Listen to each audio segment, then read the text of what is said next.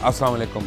हर वालिदैन का फ़र्ज़ है कि वो अपने बच्चों को गलत चीज़ों से बचा कर रखें, और मैंने भी आज अपने बच्चों को एक तंबीह की है बड़ी सख्ती से कि मैं उनकी बेहतरी की बात कर रहा हूँ कि उन्होंने कभी टेलीविज़न के ऊपर नेशनल असम्बली का सेशन नहीं देखना, क्योंकि वहाँ गालम गलोच भी होती है, वहाँ पे अजीब हंगामा आराई होती है, बग़ैर सुने अगले की बात शोर मचाया जाता है। तो एज़ अ पेरेंट मेरा फ़र्ज़ है कि मैं अपने बच्चों को हर उस चीज़ से दूर रखूं जिससे उनके ऊपर नेगेटिव असर पड़ सकता है। तो मैंने अपने बच्चों को मना किया है कि वो असेंबली का सेशन नहीं देखेंगे। असेंबली का सेशन जिसको देखना चाहिए उसको देखना चाहिए, हमारे बच्चों के लिए नहीं है। ये पता नहीं किस तहज़ीब का मुज़ाहरा हो रहा है यहाँ पे, और पता नहीं किस तशख़्ख़ुस और रिवायात की बात होती है यहाँ पे कि जिसमें इज़्ज़तें जो है वो नीलाम की जाती हैं सरेआम, और उसके बाद असेंबली के अंदर आके झूठ भी बोले जाते हैं, और फिर बाद में कहा जाता है कि हमारे तो वो सियासी बयानात थे। तो मैं नहीं चाहता कि मेरे बच्चे झूठ बोलना सीखें, और मैं नहीं चाहता वो गालम गलोच सीखें, मैं नहीं चाहता वो अपना बदतमीज़ियाँ सीखें।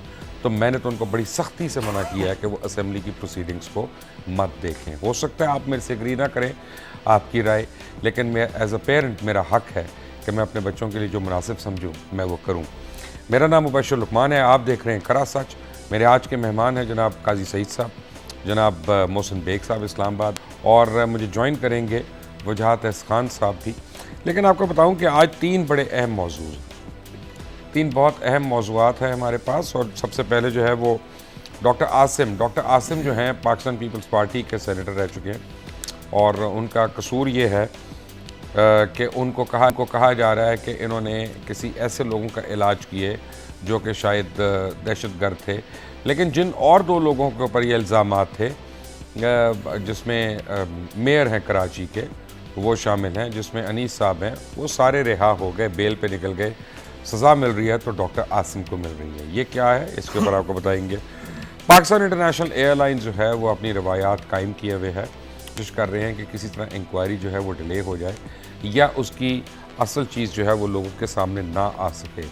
आज यानी एक और बहुत बड़ा जनाजा, रिक्कत आमेज़ मनाज़िर आपने देखे होंगे टेलीविज़न पे। जुनैद जमशेद की जब तदफीन की गई तो मैं ये सोच रहा था उस वक्त कि हम लोग जनाजे तो इतने बड़े बड़े उठा लेते हैं, और लेकिन यह है कि उनका सद्देबाब नहीं करते, चाहे वो दहशतगर्दी के हाथों शिकार होने वाले हों या ऐसी दहशतगर्दी जिसको PIA की मैं दहशतगर्दी कहूँगा, क्योंकि ये तो वो चीज़ है जिसको अलल ऐलान हम बहुत अरसा पहले दिखा चुके हैं कि पाकिस्तान की इंटरनेशनल एयरलाइंस के जो ATR तैयारे हैं उनके प्रोपेलर्स में क्या प्रॉब्लम है, और उससे इंजन्स बंद हो सकते हैं। और फिर आपको पता है कि पाकिस्तान इंटरनेशनल एयरलाइन के चेयरमैन ने रिज़ाइन कर दिया, लेकिन कोई अखलाकी बुनियाद पे नहीं किया उन्होंने ज़ाती वजूहात के ऊपर रिज़ाइन किया, और जबकि उनके पास इंतज़ामी उमूर हैं भी नहीं ना थे, वो तो चीफ़ एग्जीक्यूटिव ऑफिसर के पास है और उनसे कोई सवाल भी नहीं पूछ रहा। ट्रांसपेरेंसी इंटरनेशनल के आदिल गिलानी साहब जो हैं उनके ऊपर बड़े सवालिया निशान रहे हैं, और उनके ऊपर बहुत से सवालात हैं। मैं चाहूँगा, उनको दावत भी दूँगा कि वो उनमें से चंद एक के आके कोशिश करके जवाब दें इस फोरम के ऊपर आके, या किसी और फोरम पे जिसको बेहतर मुनासिब समझते हों वहाँ पे आके उनके ऊपर जवाब दें, क्योंकि उनकी अब लगता ये है कि उनको शायद बड़ी अहम एक अपॉइंटमेंट भी मिलने वाली है, लेकिन उसके पीछे क्या क्या चीज़ें हैं वो भी डिस्कस करना ज़रूरी है। सबसे पहले डॉक्टर आसिम का मैं आपको बताऊं कि उन पर फॉलो हुआ है, इस वक्त भी वो अस्पताल में है, और गुज़िश्ता बरस 26 अगस्त 2015 को करप्शन और दहशतगर्दों की माली मावनत के इल्ज़ामात में उनको हिरासत में लिया गया था, जब वो हायर एजुकेशन सिंध के एक इजलास की सदारत कर रहे थे। अब पे इल्ज़ामात ना ख़त्म होने वाला एक सिलसिला जो है वो चल पड़ा। डॉक्टर आसिम ने कई बारी दरख्वास्त की कि वो बीमार हैं, लेकिन उनकी दरख्वास्त को मुस्तरद किया जाता रहा। उनके खिलाफ GIT भी बनाई गई, नैब को मुतहर्रिक किया गया, उनसे मंसूब झूठे बयानात दिलवाए गए लोगों से, और मुसलसल जहनी और जिस्मानी अजियत का उनको निशाना बनाया गया। हकीकत में कहा यह जा रहा है, मैं अभी कराची गया था और वहाँ पे मैं मुख्तलिफ लीडर्स को मिला, उन्होंने मुझे कहा कि लगता यह है कि पाकिस्तान मुस्लिम लीग नवाज़ जो है उनको अपनी किसी सियासी इंतकाम का निशाना बना रही है, और उन पर जो इल्ज़ाम लगाए गए हैं वो तो हमेशा हमेशा से इनकार करते आए हैं। लेकिन हो ये रहा है कि अब ये केस जो है एक मुअम्मा बनकर रह गया है, اور ابھی تک ایسا کوئی الزام ان کے اوپر نہیں لگا جو پہلے کسی سربراہ پہ نہیں لگا پاکستان کے اندر، اور ہم مسلسل یہاں پہ لوگ لگا نہیں رہے۔ سب سے پہلے قاضی صاحب ڈاکٹر عاصم حسین کے ساتھ میں حیران ہوں، ان کی کوئی لگتا ہے کوئی قطر میں بھی واقفیت نہیں ہے، ابھی تک وہ بیٹھے ہوئے ہیں۔ مجھے تو لگتا ہے ان کی یہاں پہ واقفیت نہیں ہے، یہاں بھی مجھے کوئی ان کی واقفیت نہیں لگتی، آپ ٹھیک فرماتے ہیں۔ لیکن مسئلہ یہ ہے مبشر صاحب کہ دیکھیں جب آپ کسی کو پکڑتے ہیں، ہمیں آپ اطلاع دیتے ہیں، بڑی بڑی فگرز آ جاتی ہیں، اوہو اتنا لوٹ مار ہو گیا، ہم بالکل مؤدب ہو کے بیٹھ جاتے ہیں ٹی وی کے سامنے کہ بہت بڑے اینکر نے، یا بہت بڑی خبر آ گئی ہے، بڑا پریس ریلیز آ گیا، کوئی بہت بڑا واقعہ ہونے والا ہے، کوئی انکشاف ہونے والا ہے، ٹھیک ہے۔ پھر یہ ہوتا ہے کہ ایک چلتا ہے کھیل چلتا رہتا ہے، جس طرح ہم پاناما چلاتے رہے، لگے ہوئے I myself disappointed my viewers, I believe sometimes, and I disappointed myself. جو ہوتا رہا ڈرامہ آپ کے سامنے ہوتا رہا، آخر میں آ کے پتہ چلتا ہے اب اس کی کئی نتیجے نکلتے ہیں۔ ایک نتیجہ تو یہ نکلتا ہے کہ یار یہ سارے الزامات غلط تھے بادی نظر میں، جو کہ اکیوزڈ اور وکٹم کہتا ہے۔ دوسرا نتیجہ جو کانسپیریسی تھیورسٹ ہیں وہ کہتے ہیں یار کوئی آپس میں بھائی چارے اور محبت کا رستہ نکل آیا ہے، درمیانی کوئی ایک میرج آف کنوینئنس ہو گئی ہے۔ دوسری بات یہ ہو جاتی ہے ہم پھر اسی طرح بیٹھے ہوتے ہیں اسی چوک پہ جہاں سے ہم شروع ہوئے ہوتے ہیں۔ بھئی اگر انہوں نے کچھ نہیں کیا، کچھ نہیں نکلا، تو جہاں اتنے لوگ گھروں کو چلے گئے ان کو بھی بھیج دیں، کیا فرق پڑتا ہے؟ تو میں تو یہی کہوں گا کہ یا پھر انہیں انڈائٹ کریں۔ مجھے یہاں پہ عارف حمید بھٹی صاحب نے کہا کہ اگر وہ اپنا نام بدل لیں، عاصم حسین شریف رکھ لیں تو وہ فوری طور پہ رہا ہو سکتے ہیں۔ نہیں، شرافت تو ہم سب پہ لازم ہے اور ہمیں اختیار بھی کر لینی چاہیے، اور آج کل تو ویسے بھی اختیار کرنے میں زیادہ جو ہے وہ بہتری ہے ہمارے لیے۔ مگر سوال یہ ہے کہ مجھے ایک اور بات یاد آتی ہے، اگر آپ برا نہ مانیں، گلا میرا خراب ہے، ابھی میں نے ڈاکٹر ہارون بھائی سے آپ کے سامنے دوائی لی ہے، تو مجھے ایک فلم یاد آتی ہے کہ جس میں ایک جگہ چھاپا پڑتا ہے، کوئی زیادہ اچھی جگہ نہیں تھی، ورنہ اداکار بیٹھے ہیں کسی بدنام جگہ پہ پکڑے جاتے ہیں، وہ دوڑ کے بھاگ کے تو جہاں وہ بیٹھے ہوتے ہیں گو تکیے پہ، وہ جا کے تبلے کے سامنے بیٹھ جا کے اور پوز کرتے ہیں کہ وہ تبلچی ہیں۔ جب پولیس والا ان سے پوچھتے ہیں کہ حضور آپ کون ہو بھائی؟ اس نے کہا جی میں تو فنکار ہوں، جائیں آپ چوروں کو پکڑیں، ڈاکوؤں کو پکڑیں، ان کو پکڑیں جنہوں نے کچھ نہیں کیا۔ تو یہاں پہ معاملہ یہ ہے کہ ہم ان کو، میرے خیال میں عاصم صاحب نے شاید کچھ نہیں کیا، یا کیا ہے آئی ڈونٹ نو، اگر کیا ہے تو سامنے محسن بیگ صاحب، آپ ماشاءاللہ بڑے پیدا جرنلسٹ ہیں، آن لائن نیوز ایجنسی کے روئے رواں ہیں، ڈیلی ٹائمز کے آپ چیف ایڈیٹر ہیں، آپ مجھے بتائیں گے کہ ڈاکٹر عاصم نے کون سا گناہ کیا جس کی پاداش میں وہ ابھی تک اندر ہیں؟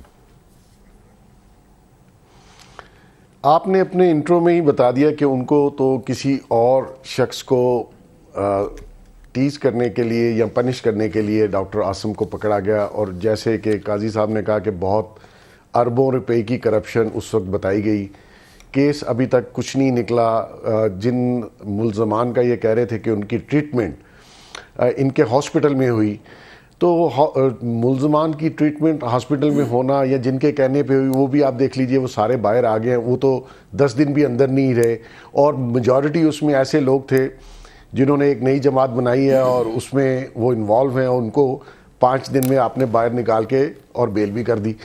تو ڈاکٹر صاحب کا کوئی ایسا کرائم اس طرح نہیں ہے۔ انیس قائم خانی صاحب بھی بے گناہ آدمی ہیں، ایسی کوئی بات نہیں ہے۔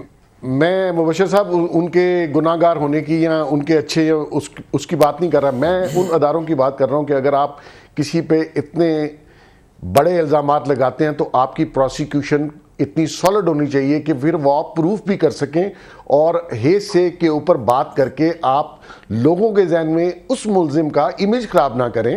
اور یہاں پہ میجورٹی کیسز میں آپ دیکھ لیجئے، یہاں پہ ایک اور کیس ہوا، اس میں کا 80 بلین کا فراڈ ہوا، وہ بیچارے نے میرے خیال میں 80 کروڑ کا بھی فراڈ نہیں کیا تھا۔ اور جہاں بلینز کا فراڈ ہوتا ہے، پروف ہو جاتا ہے، پکڑے جاتے ہیں، رنگے ہاتھوں پکڑے جاتے ہیں، وہاں سپریم کورٹ میں بھی ان کو ریلیف ملتا ہے، ایجنسیز بھی کوئی کام نہیں کرتی، سارے انویسٹیگیشن ادارے ان کے خلاف نہیں جاتے، ہاتھ جلتے ہیں، ان کی طرف بات کرتے ہوئے ڈرتے ہیں۔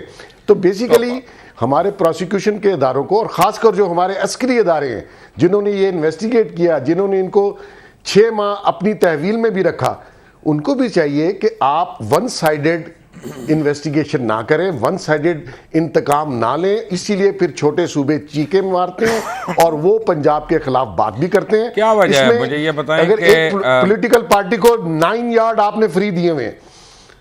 صوبائی خود مختاری ویسے مشتاق رسانی کے سلسلے میں تو ہم نے دے دی ہے، مشتاق رسانی نام تھا نا، کیا نام تھا اس میں دیکھیے نا، آپ ان کو تو نہیں ہاتھ لگایا ہم نے۔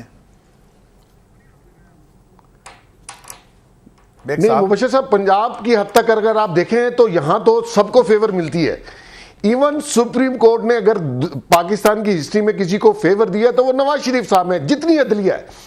تو اگر ایسے ہماری جو دوسری پولیٹیکل پارٹیز ہیں، میں ایسی بات نہیں کہوں گا. آپ کو پتہ ہے کہ میں تو اس طرح سر میں جو کچھ کہہ رہا ہوں وہ ہسٹری ہے نا، تو ہسٹری پہ تو میں بات کر سکتا ہوں. آج اگر وہ 10 سال بعد سعودی عرب سے واپس آتے ہیں، ایک اپلیکیشن دیتے ہیں اور ان کو کنڈون کر دیا جاتا ہے، یہاں مہینے بعد آپ اپلیکیشن دیں فیصلے کے، تو وہ کہتے ہیں ٹائم بارڈ ہو گیا. پیچھے ثبوت نہیں آئے نا جی، دیکھنا پڑے گا آپ کو، کچھ سوچنا پڑے گا. ثبوت نہیں آئے. ثبوت تو ان کے خلاف کبھی نہیں ملتے. ابھی بھی آپ دیکھ لیجئے کون سا ثبوت ہے. پارلیمنٹ میں وہ جھوٹ بولتے ہیں، قوم سے خطاب میں وہ جھوٹ بولتے ہیں، ان کے بچے ڈیفرنٹ انٹرویوز میں جھوٹ بولتے ہیں، اور پھر بھی وہ یہ تو بیگ صاحب مجھے یہ بتائیں، شرم آ رہی ہے. بات یہ ہے کہ ڈاکٹر عاصم حسین کو کیا آصف علی زرداری کی وجہ سے سزا دی جا رہی ہے؟ دیکھیں جی، شروع میں تو بالکل ایسا ہی تھا کہ یہ بیچارے عاصم صاحب میرا خیال میں اپنے دوست کی وجہ سے، اور آصف زرداری صاحب سے ان کی خاصی دوستی ہے، اس وجہ سے ان کو پکڑا گیا. یہ تو میں ان کو پرسنل حیثیت سے میں جانتا ہوں، یہ شریف آدمی ہے، اچھے آدمی ہیں، اور ان کی کرپشن اگر ہوتی تو ثابت بھی کیا جاتا. اور اگر ان ملزمان کا علاج ان کے ہاسپٹل میں ہوا ہے تو مجھے آپ بتائیے کہ کتنے ملزمان کا، اور یہ سارے دہشت گرد کیا لندن میں جا کے، جہاں میاں صاحب نے آپریشن کرایا تھا وہاں جا کے کرواتے ہیں، انہی ہاسپٹلز میں کرواتے ہیں. اور ان ہمارے سیکورٹی اداروں کو پتہ ہے کہاں سے علاج ہوتا ہے اور کون سا ڈاکٹر ان کا آپریشن کرتا ہے. تو یہ زیادتی کی گئی ایک شخص کو، اتنا بڑا ہاسپٹل، میڈیکل کالج، ایک اچھی ریپیوٹ کا آدمی، انٹیلیجنٹ آدمی، آپ نے ایک بندے کو پنچ کرنے کے لیے اس دوسرے آدمی کی زندگی تباہ کر دی، اور نکلا کچھ بھی نہیں. میں آپ کو بتا رہا ہوں کچھ بھی نہیں نکلے گا. نہیں تو نکالنے کے لیے تو اجازت ہو، اگر آپ دیکھیں اگلے دن کیا ہوا کہ ہماری کسی پارلیمانی کمیٹی نے اسٹیٹ بینک کو کہا کہ جن لوگوں نے قرضے لیے اور معاف کروائے یا انہوں نے دینے ان کے نام بھیج دیں. انہوں نے کہا ہم نہیں دے سکتے. میڈیا میں شور مچ گیا. آج دوبارہ ڈان میں خبر، بڑی مزیدار خبر تھی. ان کا نہیں ہم ساری ڈیٹیلز دیں گے، مگر ہم آئین کی جو کمپنیز ایکٹ ہے 1962-64 کا 33A کے تحت اور 1992 کے پروٹیکشن آف اکنامک ریفارمز کے تحت ہم ان کے نام آپ کو نہیں بتا سکتے.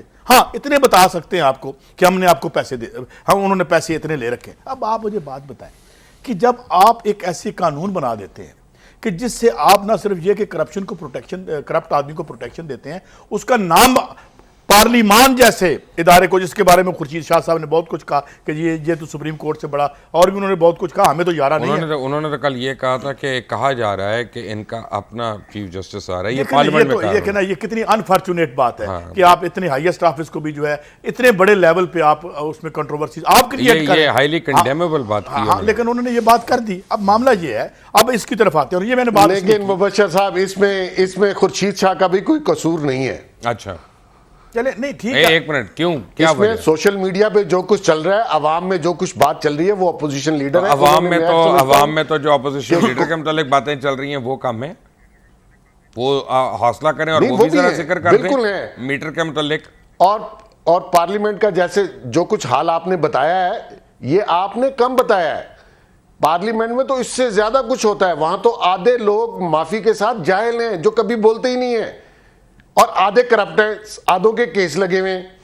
اور سیاست یہاں پہ شریف آدمی کا کام نہیں ہے. کوئی اچھا پڑھا لکھا اچھی فیملی سے بلونگ کرنے والا سیاست نہیں کر سکتا اس ملک میں، جب تک آپ کے پاس 10 20 50 بدماش نہ ہو اور میاں صاحب کے ساتھ اربوں روپے کرپشن کے نہ ہو، تو آپ تو سیاست نہیں کر سکتے. شریف آدمی کا کیا کام ہے پارلیمنٹ میں جانا؟ تو اس کا مطلب ہے کہ میاں صاحب نے بھی پارلیمنٹ رکھی، جب مشکل آتی ہے تو چلے جاتے ہیں. اس کا مطلب یہ کہ ڈاکٹر عاصم کے لیے کوئی اچھی خبر نہیں ہے، کیونکہ اگر انہوں نے کرپشن نہیں کی، کچھ نہیں کی، تو پھر تو وہ مزید تکلیف ہے. اگر اس ملک میں بھی وہ کرپشن کے حوالے سے پکڑے جاتے ہیں تو ان سے بڑا بد نصیب کوئی نہیں ہوگا. اگر اس ملک میں اگر انہوں نے کی یا نہیں کی، میں تو نہیں بتا سکتا، نہ میں کوئی لا انفورسمنٹ ایجنسی ہوں، ایک معمولی سا صحافی ہوں، خبریں دیکھ کے دال دلیا کر لیتے ہیں ہم اپنا. لیکن اگر وہ کرپشن میں پکڑے جاتے ہیں اور انہوں نے مبینہ طور پر 450 ارب روپیہ چوری کیا ہے مبینہ طور جس طرح کہہ رہے ہیں، تو پھر میرے خیال میں کس چیز سے چوری کی؟ آئی ڈونٹ نو، یہی بتا رہے تھے نا، سوشل میڈیا بتا رہا تھا. میرا مطلب ہے کہ تب سے ابھی تک تو ثابت ان نہیں پالیسیز پہ باقی لوگ کون چوری کر رہے ہیں؟ وہ تو اسحاق ڈار صاحب آ گئے. یار پھر میں نے جو 92 ایکٹ کی بات کی، اس کا مطلب پتہ کیا ہے کہ میں جہاں سے مرضی ہے پیسے پکڑوں، میں یہاں سے ڈالر خریدوں اور میں اکاؤنٹ کھلوا کے باہر لے جاؤں، باہر سے اندر لے آؤں، نو کوسچن آسکڈ. یہ میں قانون دان ہوں. میں ڈاکٹر اکرام الحق میرے پاس ہے اور میں نے اس سے پوچھا کہ مجھے یہ میرے کو خواب. تو اگر بیگ صاحب ڈاکٹر عاصم صاحب قطر سے یا بحرین سے خط لے آئیں کہ یہ بے گناہ ہے، تو کیا عدالت ان کو بے گناہ تسلیم کر لے گی؟ اگر پہلی بات تو ہے کہ میرا نہیں خیال کہ ڈاکٹر عاصم صاحب ایسا کوئی کام کریں گے. اپنے آپ کو، اپنی فیملی کو، ان کے بزرگوں کے کافی نام ہے کراچی میں، تو وہ ایسا کام کریں کہ قطری شہزادوں کو، جیسا کہ میاں صاحب نے کیا، انوالو کریں. ان کی اپنی ایک ڈگنیٹی ہے، اور میں سمجھتا ہوں کہ جس طریقے سے وہ کیس فائٹ کر رہے ہیں، اور ان کے خلاف ابھی تک تو کوئی چالان میں کوئی چیز دی نہیں انہوں نے، ایکسیپٹ کہ وہ ملزمان جو ہیں انہوں نے علاج کروایا. اس کے علاوہ ان کے چالان میں کوئی سالڈ ثبوت نہیں ہے. اچھا مجھے ایک بات بتائیں بیگ صاحب، آپ کیونکہ آن لائن نیوز ایجنسی کے روئے رواں بھی ہیں اور پاکستان کی غالباً سب سے بڑی نیوز ایجنسی ہے جہاں تک مجھے پتا ہے، I can be wrong but ہے. پروفیشنلی اگر فرض کریں آپ کے ہسپتال میں کوئی مریض آتا ہے ایمرجنسی کے اندر، تو آپ اس کو میڈیکل ٹریٹمنٹ ریفیوز کر دیں گے؟ لیٹ سے وہ انکانشیس ہے، اس کو سر پہ گولی لگی ہوئی ہے یا کچھ ہے، کہ آپ اس کو یہ کہہ کر منع کر دیں گے کہ جناب میں تمہارا علاج نہیں کر سکتا، پہلے تم اپنی کلیئرنس رپورٹس لے کے آؤ، اور جس کے ریفرنس سے آئی سو کالڈ وہ باہر پھر رہے ہیں، وہ میئر بن چکی ہیں اور وہ پروٹوکول میں پھر رہے ہیں. میں جنرلی بات کر رہا ہوں مبشر صاحب، اگر کسی بھی ہاسپٹل میں کوئی شخص ایمرجنسی میں جائے گا، ریکارڈ لیس کہ وہ کون ہے، اس کا فوری طور پر تو علاج اور اس کی ٹریٹمنٹ شروع ہونی چاہیے. اور ٹھیک ہے، اگر کوئی کرمنل آدمی آتا ہے تو ہر ایریا میں، ہر ہاسپٹل میں ایمرجنسی میں موسٹلی پولیس والے موجود ہوتے ہیں. اگر ایسا کوئی کرائم ہو جیسے بلٹ ہٹ کر جائے یا کوئی ایسا زخمی ہو تو وہ نیچرلی پولیس انوالو ہو جاتی ہے، لیکن آپ اس کو علاج اس کا ریفیوز نہیں کر سکتے کسی بھی سٹیج پہ، چاہے وہ کوئی بھی ہو.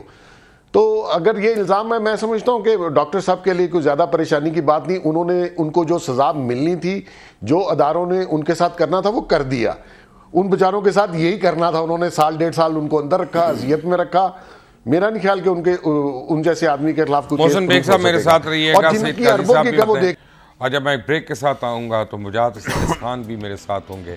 بات کریں گے ٹرانسپیرنسی انٹرنیشنل پاکستان کی، خاص طور پہ ان کے روئے رواں عادل گیلانی پہ، سابق چیئرمین عادل گیلانی صاحب کے اوپر.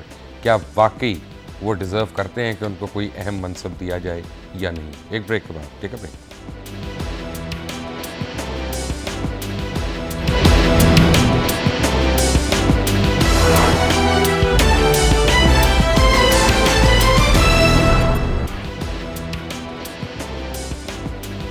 Welcome back from the break. آپ کو اگر لگ رہا ہے کہ آج میری آواز کم ہے تو اس کی خاص وجہ ہے یہ محسن نقوی صاحب کے پھٹے پھٹے شوق ہیں. انہوں نے زبردستی آج مجھے ایک ٹیم میں فٹ بال کھلوائی ہے. پتہ نہیں 35-36 سال کے بعد میں نے کھیلی ہے، اور اس کے بعد میرے جسم کے مختلف اعضاء میں سے عجیب عجیب آوازیں بھی آ رہی ہیں، اور اوپر سے ہم ٹیکنیکل ٹیم سے 6 گولوں کی شرمناک شکست ہم کھا کر بیٹھے ہیں. تو وہ مزید اس نے مجھے ڈاؤن کر دیا. قاضی صاحب تو آپ وہاں بچ گئے تھے، اسپیکٹیٹر تھے. بٹ آپ کو ایک بات بتاؤں کہ تقریباً 6.25 سال پہلے جناب عادل گیلانی صاحب کے اوپر میں نے ایک پروگرام کیا تھا. انہوں نے نوٹسز مجھے بڑے بھیجے کہ یہ کر لے وہ کر لے، لیکن انہوں نے کسی بات کا جواب نہیں دیا. آج آپ کو میں اس میں سے چند اقتباسات جو ہیں وہ دکھاتا ہوں. Watch this. یہ ان کا ایک آرگنائزیشنل چارٹ ہے جس میں پتہ نہیں بڑے بیسیوں لوگ ہیں. کوئی ڈائریکٹر ایڈمنسٹریشن ہے، کوئی ڈائریکٹر آپریشنز ہے، کوئی ڈائریکٹر فلاں ہے. تو جب آج ہمارے بیورو چیف گئے وہاں پہ ٹرانسپیرنسی انٹرنیشنل کے دفتر میں، تو کیا دیکھا انہوں نے؟ آپ بھی دیکھیں، میں بھی دیکھتا ہوں. یہ دیکھیں آپ، یہ ان کا آؤٹ سائڈ ہے اس دفتر کا، ٹرانسپیرنسی انٹرنیشنل پاکستان کا. یہ سیڑھیاں، اللہ چلیں چڑھتے ہیں کوئی نہیں، یہاں سے اوپر چلیں، کہیں نہ کہیں تو پہنچیں گے. یہ ان کا یعنی یہ وہ ہے جو پورے پاکستان کے متعلق بتا رہا ہے کہ پاکستان کس حال میں ہے. اور پاکستان میں اتنی کرپشن ہے, پاکستان میں ہر چیز کی تباہ کاری ہے. یہاں پہ یہ ان کی ایک ریسیپشنسٹ ہیں جو وہاں پہ بیٹھی ہوئی تھیں, اور یہ جو ٹرانسپیرنسی انٹرنیشنل پاکستان کے ہیڈ ہیں, یہ ان کا دفتر ہے. آج ان کے پورے عملے میں صرف 2 لوگ تھے, اور اس سے زیادہ غالباً وہاں پہ اس جگہ پہ بیٹھ بھی نہیں سکتے. یہ آفس سٹارٹ ہوا ہے اور آفس ختم ہو گیا یہاں پہ, یہ ٹرانسپیرنسی انٹرنیشنل کا. جی آپ کو میں نے چند چیزیں دکھائیں ان کے متعلق. اب بات یہ ہے کہ عادل گیلانی صاحب جو ہیں, مجھے نہیں پتا کہ کہاں پہ سروے کراتے رہے, کن جگہوں پہ کراتے رہے. میں نے ان سے کئی دفعہ ڈیمانڈ کیا کہ وہ ہزاروں جو تعداد میں سروے فارمز ان کے فل ہوتے ہیں وہ دکھائیں, کو ان کا ڈیٹا دکھائیں, ہمیں پتہ چلے کہ وہ ہوا. انہوں نے کہا جی ہم یونیورسٹی میں کرا لیتے ہیں. تو یونیورسٹی تو ایک ہی جگہ ہے, تو پھر ہر جگہ پہ یونیورسٹی کے اندر کیسے کرا لیتے ہیں کہ فلاں پل صحیح بنا ہے کہ نہیں بنا, یا فلاں ٹھیکہ صحیح دیا گیا ہے کہ نہیں دیا گیا. وہ یونیورسٹی کے اسٹوڈنٹس کیسے اس کو ایسرٹین کرتے ہیں. پیپلز پارٹی کے جتنے بھی پروجیکٹس تھے ان سب کے اوپر یہ بڑی گہرے سوالات چھوڑتے رہے, لیکن پاکستان مسلم لیگ نواز کے جتنے بھی پروجیکٹس ہیں جن کے اوپر پورے لوگ جو ہے چیخیں مار چکے ہیں کہ جناب ان پہ تحقیق ہونی چاہیے, ان کے ریکارڈ جل گئے, سب کچھ ہو گیا, وہ ان کو معاف کرتے رہے ہیں, ان کو کہتے رہے کہ بہت اچھے ہیں. مجھے جوائن کیا ہمارے بڑے کالیگ ہیں جناب وجاہت احس خان صاحب, اینکر پرسن بھی ہیں آپ کو پتہ ہے, اور بڑے مایہ ناز اینکر ہیں. وجاہت صاحب السلام علیکم. السلام علیکم مبشر بھائی, ہاؤ آر یو؟ ٹھیک ٹھاک ہیں؟ I'm good بھیا یہ مجھے بتائیں کہ ہم نے کئی سال پہلے کیا تھا عادل گیلانی صاحب کے اوپر, ان کے اوپر بڑے سوالیہ نشانات ہیں, اور یہ کہا جاتا ہے کہ یہ پن پوائنٹ کر کے گورنمنٹ کو کہا جاتا ہے کہ گورنمنٹ کو ذرا پریشان کر کے اپنی مرضی کے ٹھیکے لیتے ہیں, ان کی کوئی کمپنی ہے, پتہ نہیں کیا ہے. آپ کو اس بارے میں کچھ پتہ ہے؟ ایک ہم نے تو اس پہ کافی ڈیٹیل میں مبشر بھائی کام کیا ہے. یہ عجیب قسم کا موم اینڈ پاپ شاپ بھی ہے, یہ فادر اینڈ سن اسکیم بھی ہے, یہ اولڈ بوائز کلب بھی ہے. انہوں نے کنسلٹنسیز لینڈ کی ہیں اپنے لیے, اپنی فیملی کے لیے. انسٹیٹیوشنز کو وزٹ کرتے ہیں. ایس او پی جو ہے ان کا بڑا انٹرسٹنگ ہے. انسٹیٹیوشن کو وزٹ کرتے ہیں, اس میں جو ڈسکرپنسیز ہیں ہر انسٹیٹیوشن میں ہوتی ہیں اوپر نیچے, کچھ کرمنل کچھ نیگلیجنٹ, اور ان کو ہائی لائٹ کر کے I guess the term is blackmail کر کے اپنے لیے یا اپنے کبھی اپنے بیٹے کے لیے کبھی اپنے کولیگس کے لیے یہ کنسلٹنسیز لینڈ کرتے ہیں. پروکیورمنٹ لسٹس اور کانٹریکٹس لینڈ کرتے رہے ہیں. ایک یہ مثال ہے. دوسرا very famously and very importantly ایسے پروجیکٹس کو, جیسے ہم نے اس پہ ڈیٹیلڈ انویسٹیگیشن کی تھی, چھپی تھی, ادھر چھپی ہے, فوربس میں چھپی ہے, واشنگٹن ٹائمز میں چھپی ہے, دا ہل میں چھپی ہے, ڈیلی کالر میں چھپی ہے, دا نیوز جنگ میں چھپی ہے. انہوں نے ایک ایسا پروجیکٹ جو متنازع تھا, اس میں شیئر ہولڈر تھے. ایک بلڈنگ پروجیکٹ کی میں بات کر رہا ہوں. It's a multi million dollar building project in Karachi, اور اس کے مقابلے کے جو ہمارے اتحادی ہیں جیسے یو اے ای کی جو کچھ امار ایک فیمس کنسٹرکشن فرم ہے, اس کے پروجیکٹ کو متنازع کر دیا کیونکہ وہ کمپیٹیٹو تھا. اور امار تو بڑی انٹرنیشنلی ریناؤنڈ کمپنی ہے. It's one of the largest in the world, sir. And اس کو they got them down to their knees, اور ایسے کیا کہ وہ انہوں نے پاکستان سے تقریباً پل آؤٹ ہی کر لیا. کیوں؟ کیونکہ یہ ایک ایسے پروجیکٹ میں خود شیئر ہولڈر تھے, خود ڈائریکٹر تھے, جو اس کا کمپیٹیٹر تھا. اب وہ نہ وہ پروجیکٹ بنا نہ دوسرا پروجیکٹ بنا. اب ایک transparency anti corruption watchdog کا کام کیا ہے کہ وہ اسلام آباد میں گورنمنٹ کو ایڈوائز کرے, اور اسی کے بلبوتے پہ اس ایڈوائزری کیپیسٹی کے بلبوتے پہ اب یہ سننے میں آ رہا ہے, یہ پتہ نہیں کدھر جا رہے ہیں, ایسٹرن یورپ میں کہیں جا رہے ہیں, ایمبیسڈر بنا رہے ہیں سنا. تو سو آئی مین ایک کانفلکٹ آف انٹرسٹ ایک چیز ہوتی ہے مبشر بھائی, کہ اگر جیسے آپ پی آئی اے میں پائلٹ ہیں اور آپ جہاز چلا رہے ہیں, اینڈ مے بی آپ نے کوئی غلطی کی ٹیکنیکلی, یا maybe you were inebriated, you were drunk, جو بھی ہے, آپ کو آپ کا کالج میٹ وہ جو پائلٹ ہے یا بیچ میٹ انویسٹیگیٹ نہیں کر سکتا. آپ کو ایک تھرڈ پارٹی جو آپ سے Obviously. بالکل دور ہے, ڈسکنیکٹڈ ہے, وہ آپ کو انویسٹیگیٹ کرے گا. تو یہ ہر ادارے میں انویسٹیگیشن ایسے ہوتی ہے, چاہے وہ فوج ہو.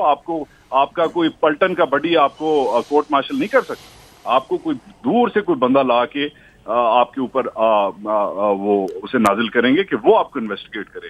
تو یہ انہوں نے اپنا ایک اولڈ بوائز کلب بنایا ہوا ہے جس میں یہ 4-5 بابے ہیں جو بانٹتے ہیں, اور آئی تھنک دا ٹرم از ایکسٹورشن, جو انہوں نے سالوں سے یہ ٹرانسپیرنسی کا جو یہ لائسنس لیا ہوا ہے, جو بھی لیا ہوا ہے.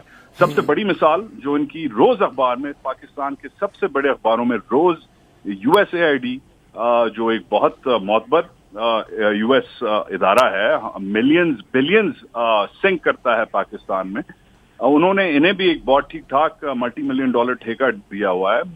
USAID کی ہاٹ لائن ہے جس کا روز آپ دیکھتے ہوں گے اخبار میں ایڈ آتا ہے کہ اگر جی کوئی کرپشن آپ کو نظر آئے تو اس ہاٹ لائن پہ وہ کریں. وہ ان کے بیٹے چلاتے ہیں, اور یہ USAID کے نیپوٹزم پروٹوکول کے خلاف ہے. یہ خود ان کے رولز آف بزنس کے خلاف, اور اس پہ ڈرپس مارتے ہیں. تو it's a bit of a mess. یہ PMLN کے اتنا قریب کیسے ہو گئے ہیں وجاہت صاحب؟ سر جی وہ ماسٹرز آف انڈکشن, مطلب کسی کو پیٹرنائز کرنا ہو تو اسے PM سیکریٹریٹ میں جگہ دے دو. یہ خالی PML نون نہیں کرتی تھی, یہ تو ہمارا قومی پیشہ ہے. تو ابھی مجھے اور آپ کو چپ کرانا ہو, کوئی ہمیں بھی کوئی منسٹری دے دیں, کچھ دے دیں. یہ خالی PML نہیں کرتی تھی, یار یہ کرتا رہا. تو یہ میں نے سنا ہے کہ فصیح بخاری جو چیئرمین نیب تھے ان کو بھی یہ بلیک میل کرتے رہے ہیں. سر دیر ہیز بین جو چیئرمین نیب سے اب مجھے یاد آیا, ہماری ایک کالیگ ہیں عائشہ صدیقہ, جی, ہی از این ایکیڈیمک. کچھ لوگ ان کے ویوز کو سپورٹ کرتے ہیں, کچھ لوگ نہیں کرتے.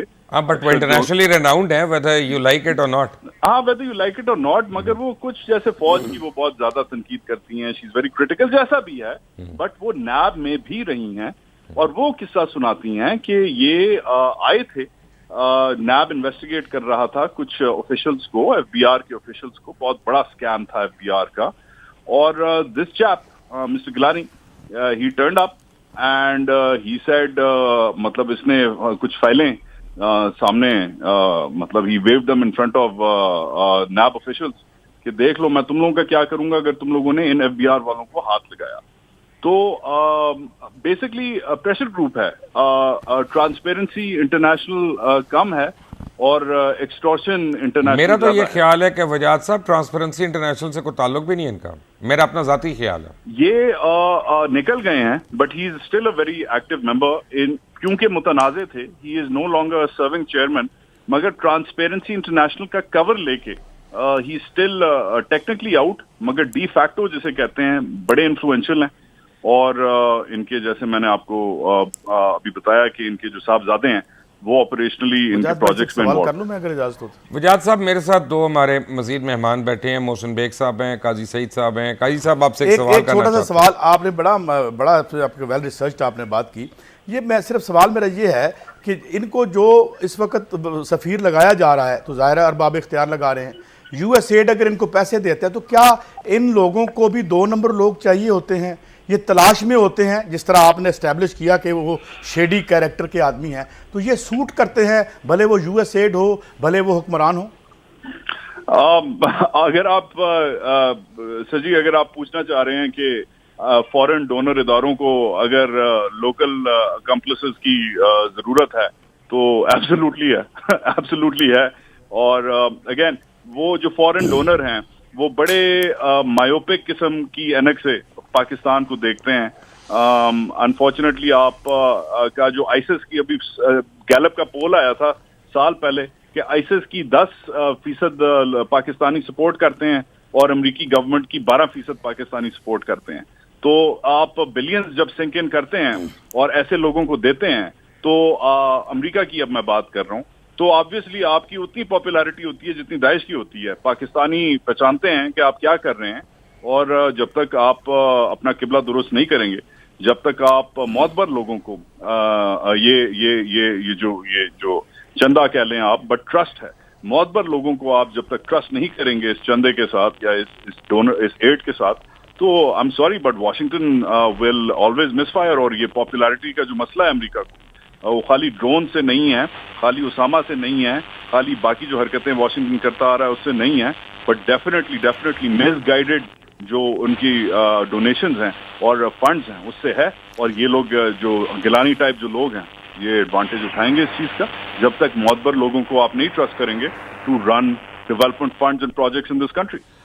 محسن بیگ صاحب, وجاہت اسخان نے جو اتنی لمبی بات کی اور میں نے بھی کچھ چیزیں آپ کو پہلے دکھائی ہیں, تو آپ مجھے کیا بتا سکتے ہیں عادل گیلانی کے متعلق؟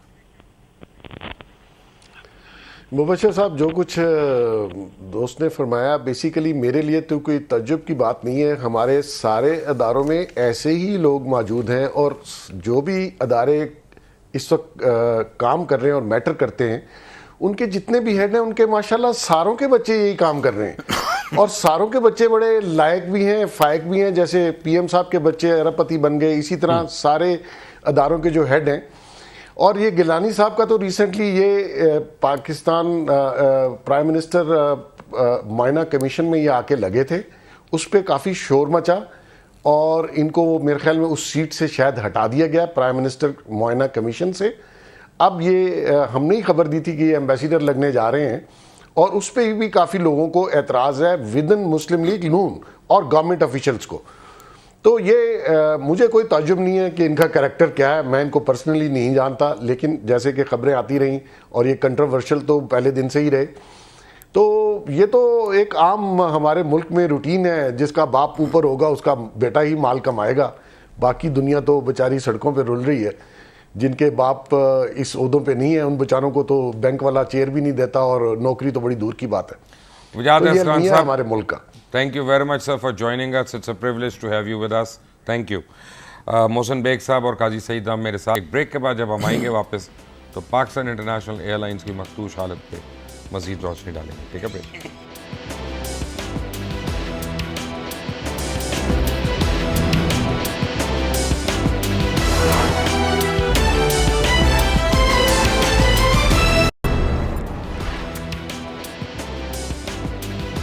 انٹرنیشنل ایئر لائنز کے اندر بد انتظامی اور ایس او پیز کے برخلاف چلنا ایک روٹین بن چکا ہے, جس کی وجہ سے من پسند لوگوں کو میرٹ کی دھجیاں اڑاتے دیکھا گیا. اہم مقامات پر پوسٹ پر ان کو تعینات کرنا, مخصوص لوگوں کے لیے خصوصی رحم دلی اور چشم پوشی کرنا ہے, خاص طور پہ ان لوگوں کے لیے جو ایئر لیگ کے ممبرز ہیں.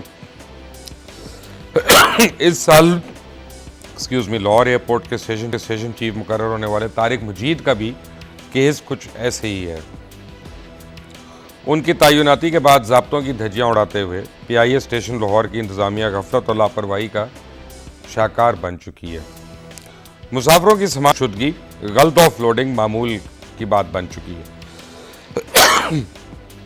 ایک حال ہی میں ہونے والے واقعے یعنی 27/9/16 کو پاکستان انٹرنیشنل 789 جو کینیڈا جا رہی تھی, اس کے مسافر اکبر بلال نے جسے سیٹ نمبر 45H ہوٹل یعنی 45 ہوٹل الاٹ ہوئی, بورڈنگ گیٹ پر رپورٹ نہیں کیا. بار بار اناؤنسمنٹ کے باوجود مسافر نہ آیا تو اسے آف لوڈ کر دیا گیا.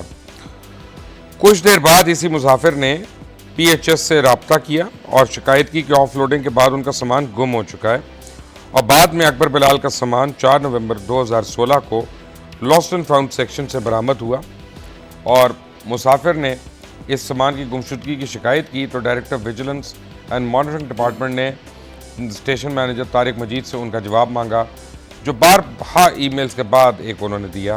آپ کی اسکرین پہ اب میں وہی ای میل چلا رہا ہوں جو طارق مجید کی ای میل تھی, اور ان کا کہنا یہ ہے کہ یہ نہیں پتا کہ ان کا سامان کہاں سے مل گیا.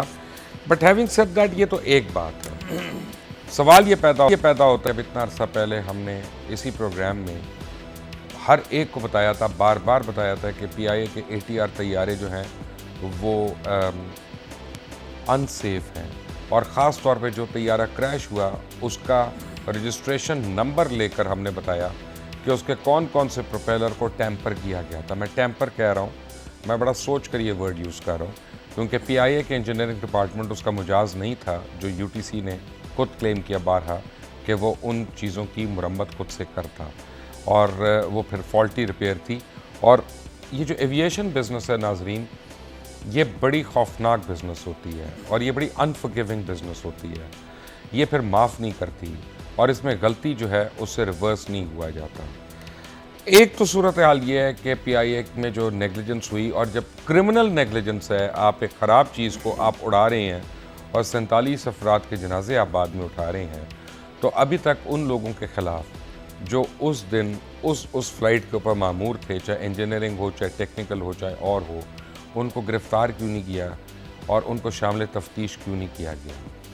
تو سوال یہ اٹھتا ہے کہ یا تو پی آئی اے کے اندر ایک بہت ہی کرپٹ مافیا ہے جو ایک دوسرے کو بچاتا رہتا ہے, اور اینڈ میں پائلٹ کے اوپر سارا ملبہ ڈال کر وہ جو ہر چیز سے بری ذمہ ہو جاتا ہے, اور یا یہ ہے کہ جان بوجھ کر پی آئی اے کو اس نہج پہ لے کے جایا جا رہا ہے کہ جہاں پہ حکمرانوں کو عوام اٹھ کر کہے کہ خدا کے لیے اس کو بیچ دو, خدا کے لیے اس کو پرائیویٹائز کر دو, یہ تو ٹھیک نہیں ہو سکتی, ہم اس سے تنگ آ گئے. کیوں قاضی صاحب کیا ہو رہا ہے؟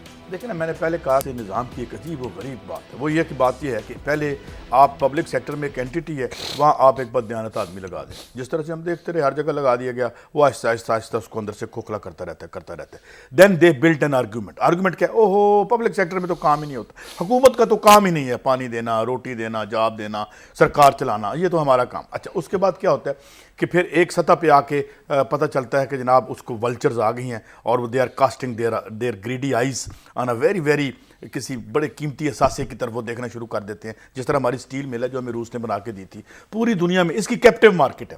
اس کو پچھلے جون میں اس کی گیس بند کر دی گئی, اور میں 10 دفعہ اپنے پروگرام میں عمائدین سے سوال پوچھ چکا ہوں کہ یہ اچھا بلا تھا, جنرل قیوم نے اس کو ٹرن اراؤنڈ کر دیا تھا اور یہ پروفٹ میں چل رہی تھی, اور آپ نے اس کی گیس کیوں بند کر دی؟ تو you bring it to the knees, اور پھر کہتے ہیں جی یہ تو یہ چلائیں گے, اور پھر جو ہی وہ جاتی ہے کسی اپنے پرائیویٹ اونر کے پاس, وہ خود بخود ہون برسنے لگتا ہے. محسن صاحب, بات یہ ہے کہ اب قاضی صاحب کی بات سے بلات اٹھتے ہیں. ایک تو وہ جو پی آئی اے کی کارکردگی ہے اور یہ ایئر کریش ہے, اور دوسرا یہ کہ میاں صاحب کو تو سٹیل ملز چلانے کا اتنا تجربہ ہے کہ وہ ہر جگہ جدہ میں ہوں, یو اے ای میں ہوں, کہیں پہ ہوں, پاکستان میں ہوں, وہ اربوں روپے کما لیتے ہیں سٹیل ملوں سے. تو پاکستان کی سٹیل مل جب بھی وہ آتے ہیں خسارے میں کیوں ہوتی ہے؟ یہ دو سوالات ہیں. دیکھیے, بیسیکلی تو قاضی صاحب نے صحیح فرمایا کہ ایسے اداروں میں ایسے لوگ لگا دیے جائیں جو اس کو اس قابل ہی نہ چھوڑیں کہ وہ کبھی ادارہ چل سکے, اور اس کو اخیر میں جیسا انہوں نے کہا کہ پرائیویٹائز کر دیا جائے.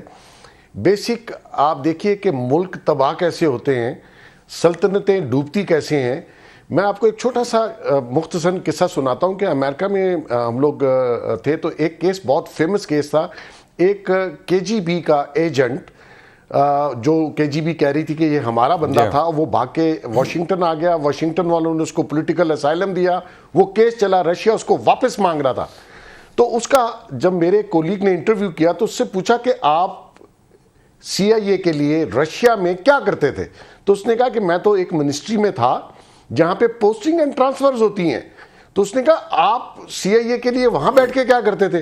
اس نے کہا میرا یہ کام تھا کہ رائٹ بندہ رائٹ پلیس پہ پلیس نہ کروں اور غلط بندہ لگا دوں اور وہ پورا سسٹم کلیپس کر دوں.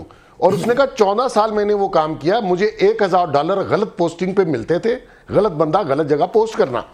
تو ہمارے ہاں تو پیسے لے کے آئی ڈونٹ نو کوئی کر رہا ہے یا نہیں کر رہا, لیکن اگر آپ غلط بندہ ایک ایسی جگہ پہ بٹھائیں گے, وہ آہستہ آہستہ ملک کا ہر ادارہ تباہ ہو رہا ہے. اور نواز شریف صاحب اس کام کے ماسٹر ہیں, اور یقین کیجئے اربوں کماتے ہیں کرپشن سے, اور اربوں لٹا بھی دیتے ہیں اور لوگوں کو خرید بھی لیتے ہیں. ان کے پاس دینے کے لیے ہر بندے کو بہت کچھ ہے, بیکاز کرپشن کا پیسہ بہت ہے, ہر بندے کو اکاموڈیٹ بھی کرتے ہیں. آپ اب دیکھ لیجئے اپنے سارے لوگوں کو انہوں نے کس ادارے میں اکاموڈیٹ نہیں کیا. آپ مجھے بتا دیجئے, آپ میرے سے زیادہ معلومات رکھتے ہیں.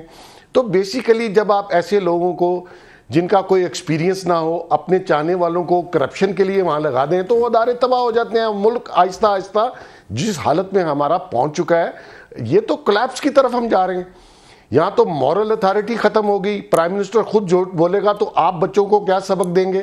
کیا مورل اتھارٹی آپ بچوں کو بتائیں گے جس ملک کا سربراہ اور اس کی ساری فیملی جھوٹ بولے اور کرپشن میں انوالو ہو, اور ڈٹائی کے ساتھ ثابت کریں کہ قطری کا خط آ گیا, گلف کا آ گیا, فلاں آ گیا اور پیسے آسمان سے گر گئے؟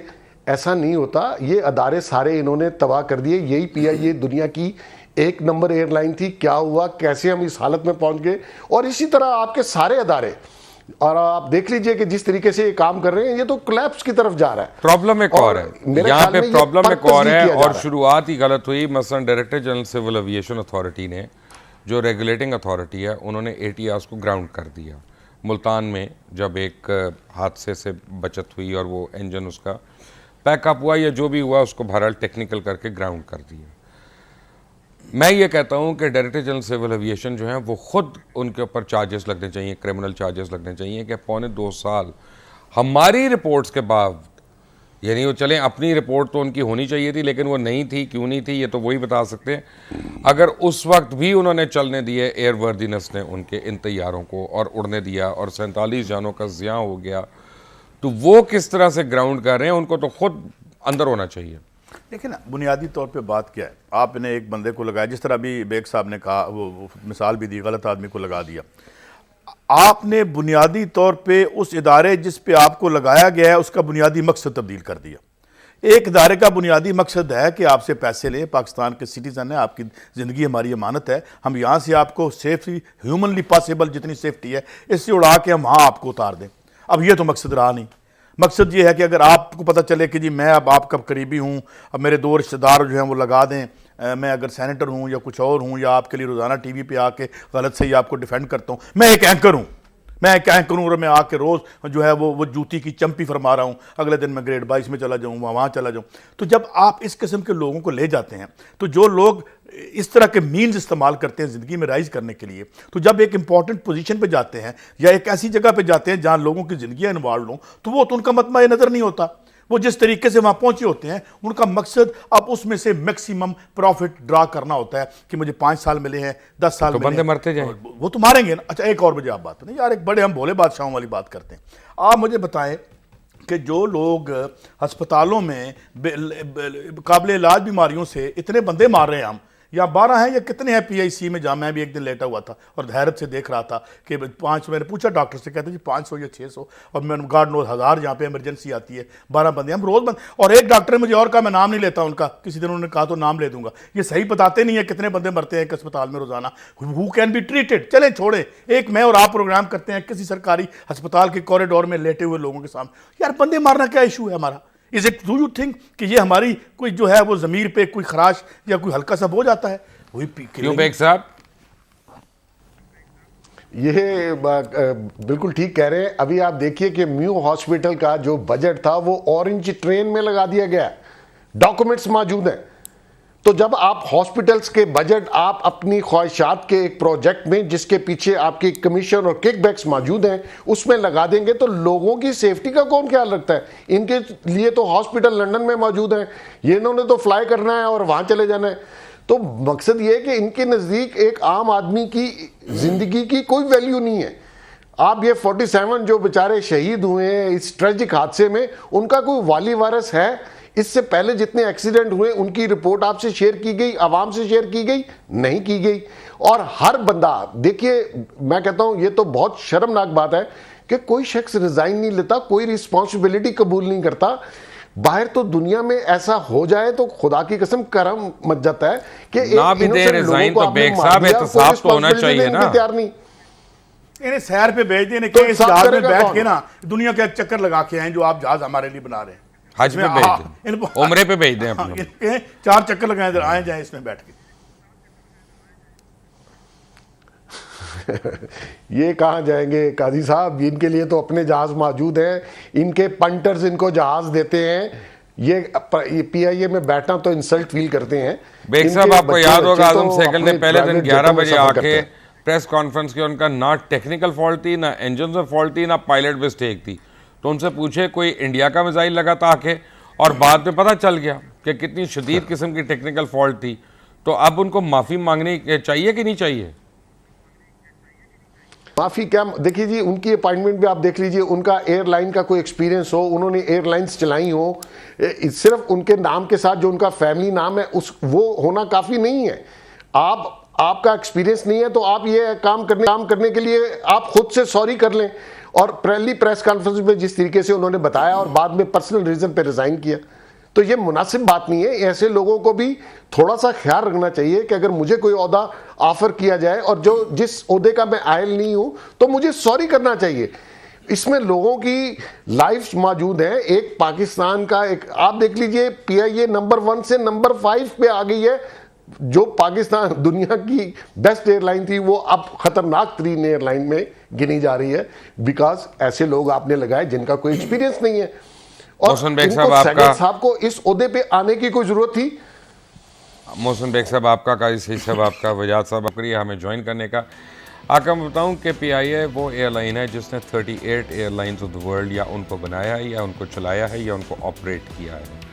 اور اس کی سروسز جو تھیں ایسی تھیں کہ جاپان کے ایمپرر, تھائی لینڈ کے ایمپرر اور یہ دیگر سارے جو ایمپررز لیول کے لوگ تھے وہ ان کی جو پہلی چوائس ہوتی تھی, اولین پسند ہوتی تھی, وہ پاکستان انٹرنیشنل ایئر لائنس تھی. اور تبھی اس کا سلوگن جو تھا وہ تھا great people to fly with.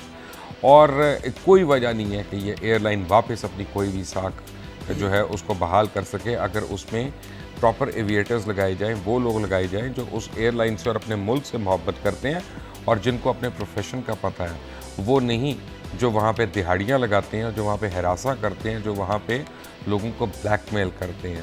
سوال یہ پیدا ہوتا ہے کہ آپ کی 330 کی جو سروس تھی, پریمیئر سروس, اس کے لیے اربوں روپے خرچ کرنے کے لیے تھے.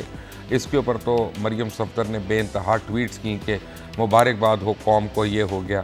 جو مریم صفدر نے نہیں ٹویٹ کیا کہ ہم نے کتنے کروڑوں کے جو اسپیئر پارٹس تھے ATR جہازوں کے وہ نہیں امپورٹ ہونے دیے اور وہ اپنے دوسرے روٹ پہ ہم نے لگا دیے جس کی ہمیں تشہیر کرنی تھی.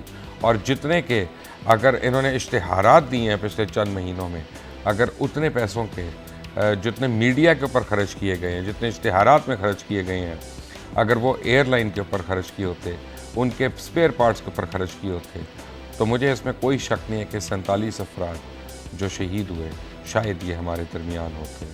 کیونکہ جانا تو سب نے ہے اور وقت بھی سب کا متعین ہے, لیکن بہرحال اس طرح سے بے دردی سے اور کسی کی کوتاہی اس سے جانا اور پھر ان کا دندناتے ہوئے پھرتے رہنا اور کسی کے اوپر کرمنل چارجز نہ لگنا, یہ مزید ایک کرمنل بات ہے.